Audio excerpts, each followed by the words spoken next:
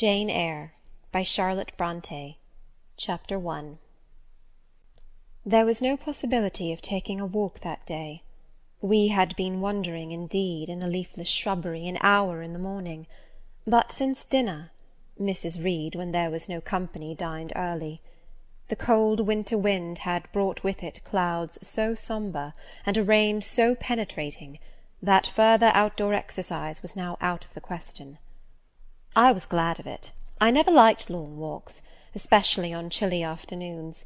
Dreadful to me was the coming home in the raw twilight, with nipped fingers and toes, and a heart saddened by the chidings of Bessy, the nurse, and humbled by the consciousness of my physical inferiority to Eliza, John, and Georgiana Reed.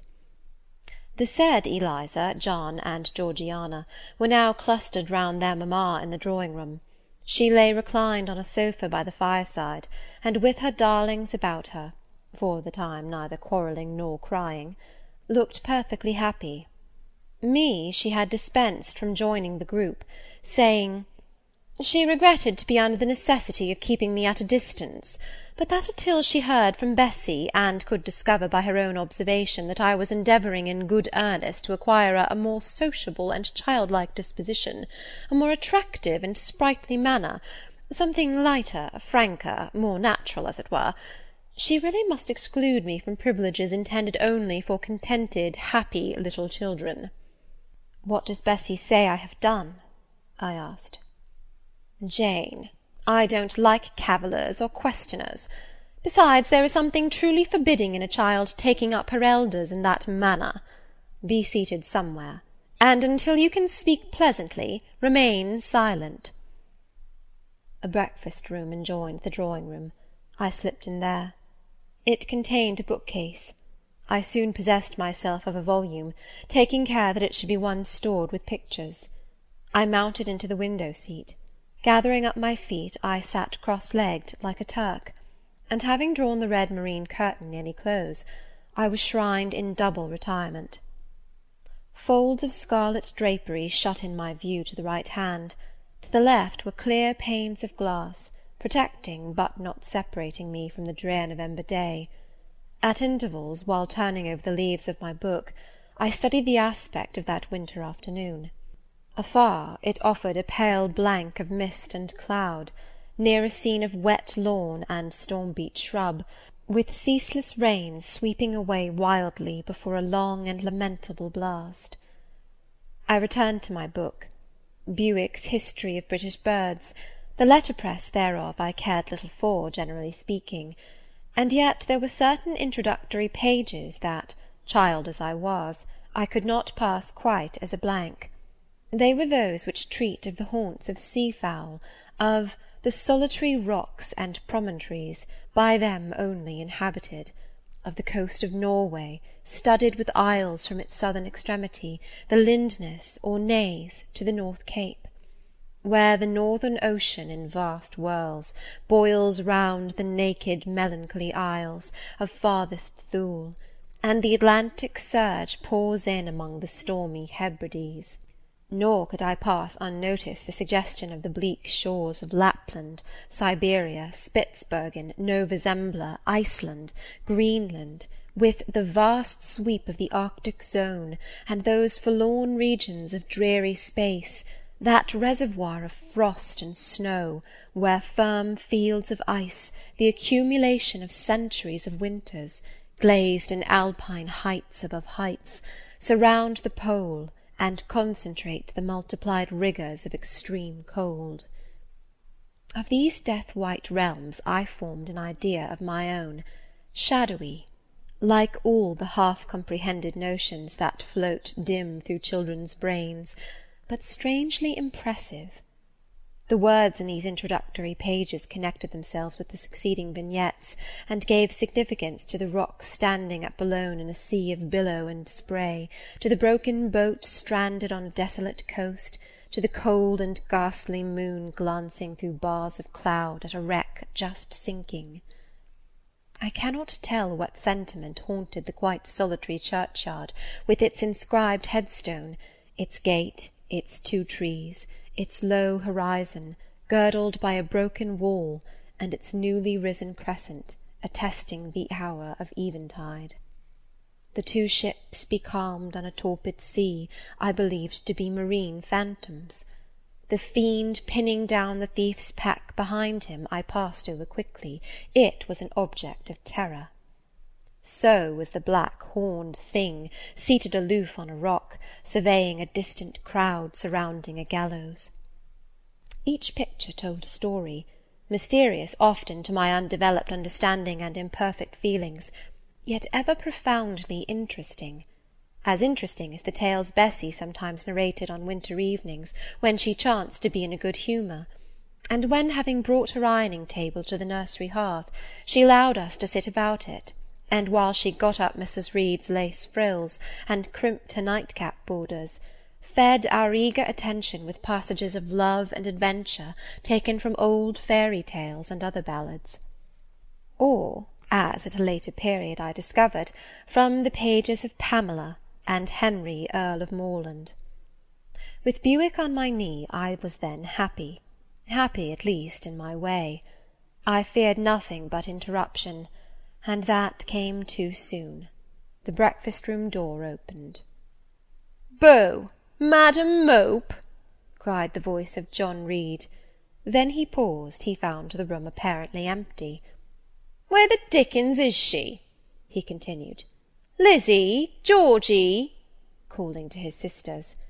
"Joan is not here. Tell mamma she is run out into the rain. Bad animal!" It is well I drew the curtain, thought I, and I wished fervently he might not discover my hiding-place. Nor would John Reed have found it out himself. He was not quick either of vision or conception. But Eliza just put her head in at the door, and said at once, "She is in the window-seat, to be sure, Jack." And I came out immediately, for I trembled at the idea of being dragged forth by the said Jack. "What do you want?" I asked, with awkward diffidence. "Say, what do you want, Master Reed?" was the answer.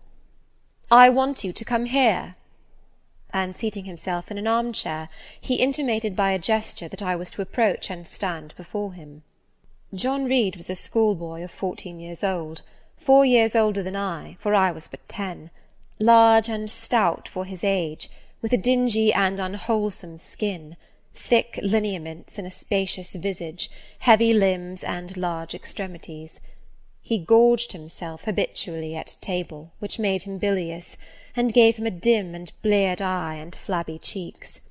He ought now to have been at school, but his mamma had taken him home for a month or two, on account of his delicate health. Mr. Miles, the master, affirmed that he would do very well if he had fewer cakes and sweetmeats sent him from home. But the mother's heart turned from an opinion so harsh, and inclined rather to the more refined idea that John's sallowness was owing to over-application, and perhaps to pining after home. John had not much affection for his mother and sisters, and an antipathy to me. He bullied and punished me, not 2 or 3 times in the week, nor once or twice in the day, but continually. Every nerve I had feared him, and every morsel of flesh in my bones shrank when he came near. There were moments when I was bewildered by the terror he inspired, because I had no appeal whatever against either his menaces or his inflictions. The servants did not like to offend their young master by taking my part against him, and Mrs. Reed was blind and deaf on the subject. She never saw him strike or heard him abuse me, though he did both now and then in her very presence, more frequently, however, behind her back. Habitually obedient to John, I came up to his chair. He spent some 3 minutes in thrusting out his tongue at me as far as he could without damaging the roots. I knew he would soon strike, and while dreading the blow, I mused on the disgusting and ugly appearance of him who would presently deal it. I wonder if he read that notion in my face, for all at once, without speaking, he struck suddenly and strongly. I tottered, and on regaining my equilibrium retired back a step or 2 from his chair. "That is for your impudence in answering mamma a while since," said he, "and for your sneaking way of getting behind curtains, and for the look you had in your eyes 2 minutes since, you rat." Accustomed to John Reed's abuse, I never had an idea of replying to it. My care was how to endure the blow which would certainly follow the insult. "What were you doing behind the curtain?" he asked. "I was reading." "Show the book." I returned to the window, and fetched it thence. "You have no business to take our books. You are a dependent, mamma says. You have no money. Your father left you none. You ought to beg, and not to live here with gentlemen's children like us, and eat the same meals we do, and wear clothes at our mamma's expense. Now I'll teach you to rummage my bookshelves, for they are mine. All the house belongs to me, or will do in a few years. Go and stand by the door, out of the way of the mirror and windows." I did so, not at first aware what was his intention. But when I saw him lift and poise the book, and stand in act to hurl it, I instinctively started aside with a cry of alarm. Not soon enough, however. The volume was flung, it hit me, and I fell, striking my head against the door and cutting it. The cut bled, the pain was sharp, my terror had passed its climax, other feelings succeeded. "Wicked and cruel boy," I said, "you are like a murderer. You are like a slave-driver. You are like the Roman emperors." I had read Goldsmith's History of Rome, and had formed my opinion of Nero, Caligula, etc. Also I had drawn parallels in silence, which I never thought thus to have declared aloud. "What? What?" he cried. "Did she say that to me? Did you hear her, Eliza and Georgiana? Won't I tell mamma? But first—" He ran headlong at me. I felt him grasp my hair and my shoulder. He had closed with a desperate thing. I really saw in him a tyrant, a murderer. I felt a drop or two of blood from my head trickle down my neck, and was sensible of somewhat pungent suffering. These sensations for the time predominated over fear, and I received him in frantic sort. I don't very well know what I did with my hands, but he called me "Rat! Rat!" and bellowed out aloud. Aid was near him. Eliza and Georgiana had run for Mrs. Reed, who was gone upstairs. She now came upon the scene, followed by Bessy and her maid Abbot. We were parted. I heard the words, "Dear, dear, what a fury to fly at Master John! Did ever anybody see such a picture of passion?" Then Mrs. Reed subjoined, "Take her away to the Red Room, and lock her in there." 4 hands were immediately laid upon me, and I was borne upstairs. Chapter 2